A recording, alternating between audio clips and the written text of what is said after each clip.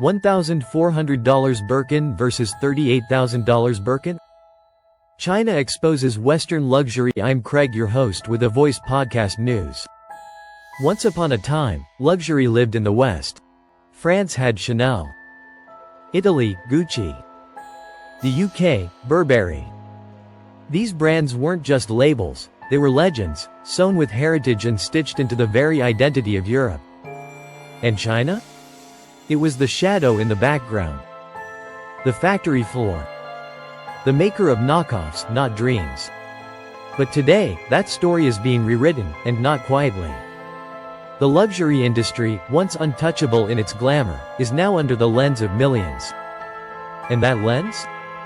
It's TikTok. Chinese factory workers and suppliers are taking to social media, revealing what the industry never wanted exposed. With nothing but ring lights, confidence, and receipts, they're blowing the whistle on the luxury elite. They're showing the bags, quoting the prices, and naming the names. Gucci, Prada, Louis Vuitton, Chanel, Hermès. According to them, for over 3 decades, they've quietly made products for the most exclusive brands in the world, as OEM manufacturers. Behind every French logo and Italian label, a Chinese factory. And the twist? The workers say they made pennies while luxury houses made millions. One viral video claimed something that shook the fashion world. A Birkin bag, the holy grail of high-end handbags, costs around $1,400 to produce in China. Same leather. Same hardware. Same finishing. But once it passes through Hermès gate, it's priced at $38,000. That's a 2,600% markup.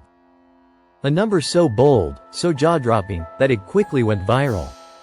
Not just because of the price, but because of what it reveals. That the true luxury wasn't in the product, it was in the perception.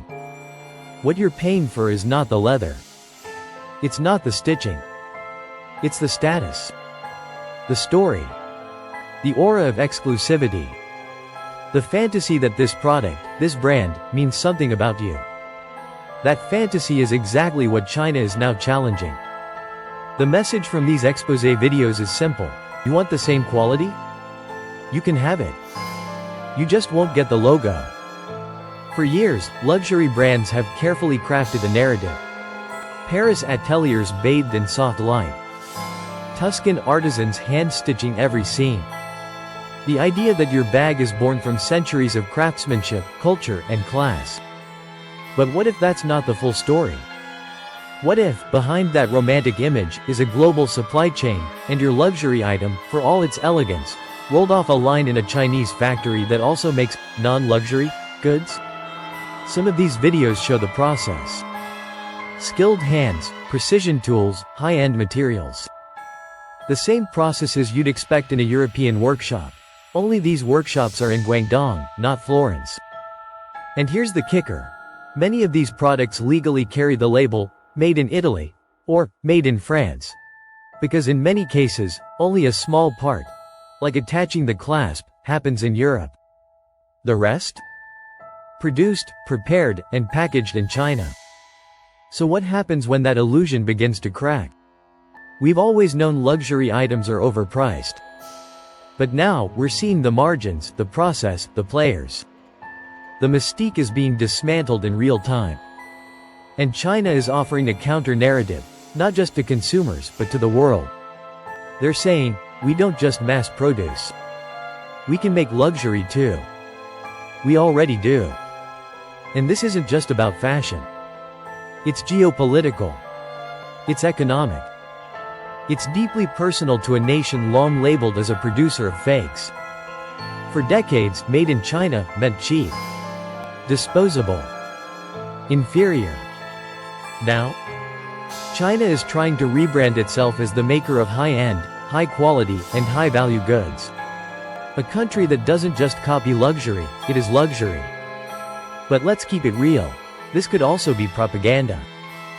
Carefully orchestrated campaigns to challenge Western narratives during a time of rising global tension. Remember, the US has imposed massive tariffs on Chinese goods, 245% in some sectors. China's response isn't just economic. It's strategic storytelling. These TikTok videos may be supported, even sponsored by the state. Designed to appeal to both domestic and international audiences. One video at a time, they're saying, "You've been sold a dream. Let's talk about reality." And it's working. Western consumers are watching. They're questioning. They're rethinking what they've been buying and why. Suddenly, that $3,000 Louis Vuitton bag starts to look less like a symbol of status, and more like a marketing success story. But here's where it gets complicated. Because yes, these Chinese bags may be made in the same factories. Yes, they may use similar materials. But they aren't authorized. They aren't certified. They aren't part of the brand's official narrative. So what are they? High-quality dupes? Gray market goods? Or something else entirely?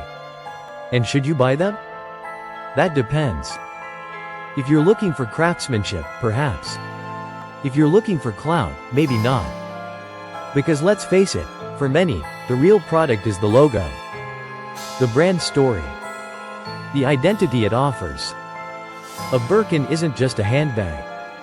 It's a social signal. It says something, before you even speak. That's the power of branding. And that's what you're paying for. The luxury isn't just in the item, it's in the illusion. And that illusion? China is tearing it down. Whether through whistleblowing or strategic messaging, it's clear that China is playing a new kind of game. One that mixes manufacturing with media. Factory footage with global influence. They're not just producing products, they're producing narratives.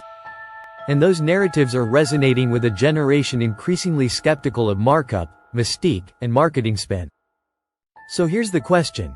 If the same bag costs $1,400 without the logo, and $38,000 with it, what are we really buying? And what happens when that myth no longer holds? Luxury, at its core, has always been about belief. Belief in exclusivity. In heritage. In the magic of a name. But when that belief fades, when the curtain is pulled back, what's left? China isn't just challenging Western products. It's challenging the idea of luxury itself. It's saying, the emperor has no clothes, or maybe, the emperor's coat is made in Shenzhen. And now, the world is listening. I'm Brad with Avoice, thanks for watching.